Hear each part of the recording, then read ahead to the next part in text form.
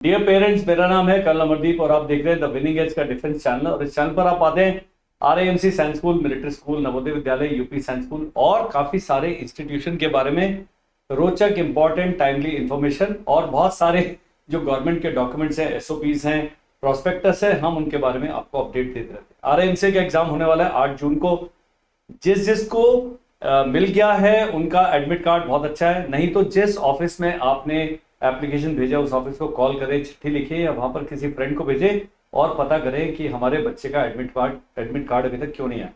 कुछ state government जैसे कि बिहार की जो गवर्नमेंट है, उन्होंने जो एडमिट कार्ड है वो स्टेट गवर्नमेंट की वेबसाइट पे अपलोड कर दिया। तो अपने जो स्टेट की वेबसाइट पर आप चेक कर सकते हैं और यदि वहां पर अवेलेबल है तो वहां से आप एडमिट कार्ड डाउनलोड कर सकते हैं।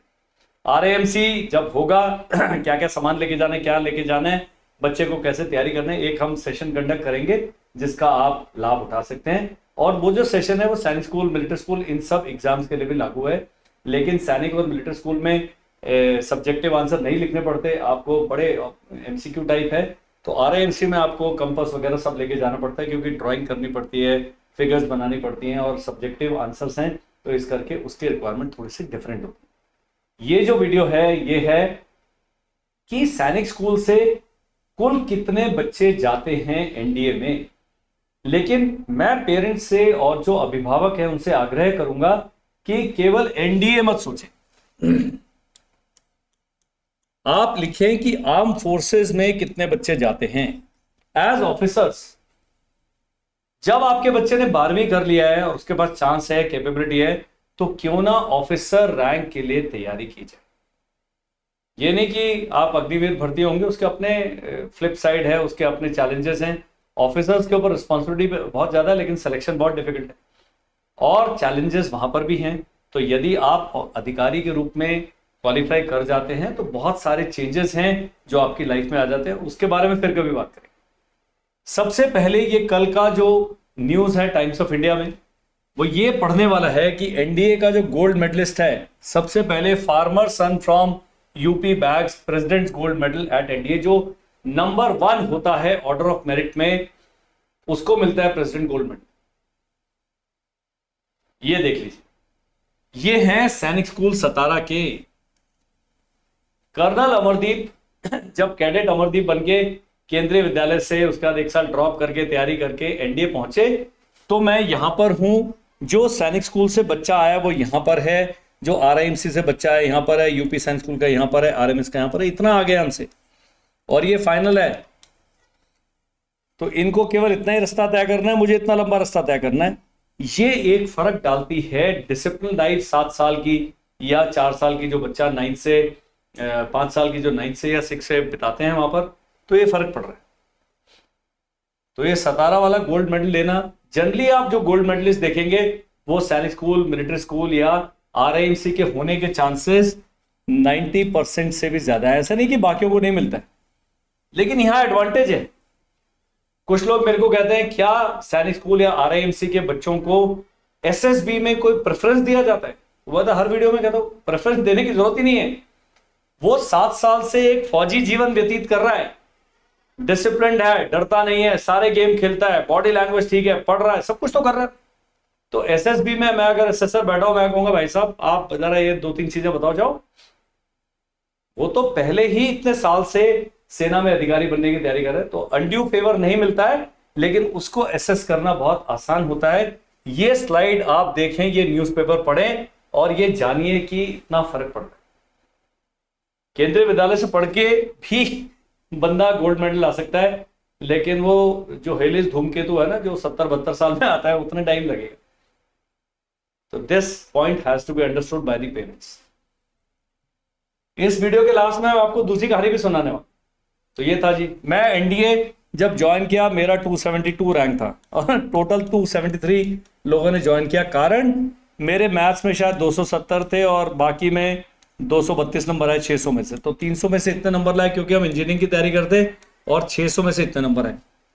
तो बैलेंस स्टडी नहीं करते हम, और ये स्टडी आप 9, 10, 11, 12 कभी भी कर सकते हैं। इसके लिए आपको 11वीं 12वीं का पीसीएम पढ़ना जरूरी है, इसके बारे में एक और वीडियो बनाया। तो तैयारी लॉन्ग टर्म करिए। और जब मैं पास आउट हुआ तो मैं 63 नंबर पे था, फर्स्ट नहीं था, फर्स्ट से 10 के बीच में भी नहीं था, तो ये आपने डिफरेंस समझना है कि पूरा 3 साल ट्रेनिंग करके मैं यहां पहुंच गया। बहुत लोगों से आगे निकल गया, मैं पढ़ाई में बहुत अच्छा, कुछ लोग गेम्स में बहुत अच्छे होते हैं, कुछ लोग बहुत भागते हैं। मेरे को तो 1.5 साल लगा स्विमिंग सीखने, दौड़ा जाता ही नहीं था, रस्सा करना आता ही नहीं था। जो हॉर्स होता है, पीटी टेस्ट होते हैं, हमारे तो सांस ही सूखी रहती थी, फूली रहती थी। और यही बच्चा जो सैनिक स्कूल से आ रहा है वो कट कट कट कट ऐसे कर देगा जैसे उसके लिए बाएं हाथ का खेल। एक एडवांटेज बता रहा हूं, क्योंकि एनडीए इज ऑलमोस्ट 98-99% है कि बच्चा ऑफिसर बन के ही जाएगा। तो एनडीए के बाद हमें कोई लिखित परीक्षा नहीं देनी, कोई और इंटरव्यू नहीं देना, सीधा एनडीए की ट्रेनिंग खत्म करी, बहुत मुश्किल है, और फिर आईएमए की 1 साल ट्रेनिंग खत्म करी और अधिकारी हो। तो इसलिए एनडीए में जाना एक बहुत बड़ा चैलेंज है और एक बहुत बड़ा अचीवमेंट है, और वहां पर जाके गोल्ड मेडल लेना अपने आप में बहुत बड़ा अचीवमेंट है। तो ये देख लिया। अब मैंने केवल 3 सैनिक स्कूल का करंट डेटा निकाला है। सैनिक स्कूल घोड़ाखाल एनडीए सिलेक्शन, और क्लास 6 में 80 बच्चे हर बैच में ज्वाइन करते हैं, कुछ भाग भूग जाते हैं, तो मान लीजिए कि 70 बच्चे बचते हैं जाके, थोड़े बहुत 9th में आते हैं, फिर कोई इंजर हो जाएगा, कुछ हो जाएगा किन्हीं कारणों से, तो 37 बच्चे निकलना। इसमें से कुछ पिछले बैच के होंगे, नगरोटा के इसी साल के 11 बच्चे निकले हैं, 38 निकले हैं। फाइनल सिलेक्शन भी इसमें से कई कुछ लोग हैं 10-12% जो एसएसबी में निकल जाएंगे, बाहर हो जाएंगे। फिर भी एक बैच, मान लीजिए 140 के 2 बैच हो गए, 2 बैचों का है, और कुछ पिछले भी निकले होंगे, मान लो 20 निकल गए, तो 140 में से 58 एनडीए सिलेक्शन बुरे नहीं हैं। ये केवल 3 सैनिक स्कूल है, आप इनकी वेबसाइट पे जाके चेक कर सकते हैं डेटा। ये समझना जरूरी है। अच्छे सैनिक स्कूल वो हैं जिनका एनडीए का सिलेक्शन रेट हाई है, और वो जो पुराने स्कूल थे उनके भी 2 हिस्से कर देते हैं। 33 में से 25 ऐसे हैं जो काफी पुराने हो चुके हैं और बाकी नए हैं 7-8। ये अभी 4-5 साल पहले बने, इनका भी एनडीए में एग्जाम ही नहीं हुआ, पहला बैच ही नहीं किया। तो ये भी आपने ध्यान रखना है। तो सैनिक स्कूल में जाने की एडवांटेज है। आरएमएस जो है 5 आरएमएस, उनका भी इसी प्रकार का सिलेक्शन रेट है। और जो बच्चे एनडीए नहीं गए उसमें से बहुत सारे बच्चे सीडीएस जाएंगे, बहुत सारे बच्चे ओटीए जाएंगे, बहुत सारे बच्चे इंजीनियरिंग, मेडिकल और आईएएस या आईपीएस भी बनेंगे। ये सही जगह नहीं आईएएस आईपीएस के, लेकिन बनते हैं। और बहुत सारे आपने पढ़ा होगा आईएएस अधिकारी हैं, उनके आगे कैप्टन लगा हुआ है या मेजर लगा हुआ है, कारण उन्होंने सेना में 5 साल नौकरी करी, सब कुछ करी, फिर सिविल सर्विसेज क्लियर किया, क्योंकि आपको सेना की नौकरी के 5 साल एक्स्ट्रा मिलते हैं, आपको एज में रिलैक्सेशन मिलता है, बहुत सारे एडवांटेज मिलते हैं। तो ये एक अच्छा करियर के लिए एक अच्छा लॉन्च पैड कहा जा सकता है, सैनिक स्कूल, मिलिट्री स्कूल, आरआईएमसी। तो ये देखना है। लाइफ टफ है वहां पर, वो बताऊंगा कितनी टफ है, वो भी अभी आने वाला। तो मैं चाहता हूं इस वीडियो को ध्यान से देखें और अपना रिसर्च पक्का करें।